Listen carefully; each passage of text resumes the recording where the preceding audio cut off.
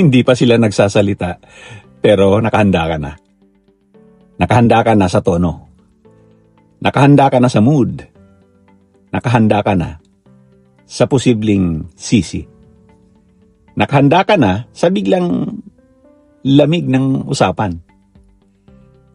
Nakakapagod yun. Kasi kahit walang nangyayari, parang may inaabangan ka ng gulo. Hindi ka na lang present. Naka-alert ka. Kung tatahimik sila, iniisip mo kung may mali. Kung nagbago ang boses nila, hinahanap mo kung ikaw ba ang dahilan.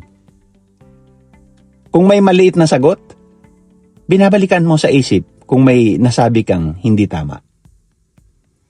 At dahil palagi kang nakaabang, hindi mo na mararamdaman kung ano ang tunay na pahinga. Hindi lahat ng pagod galing sa dami ng ginagawa.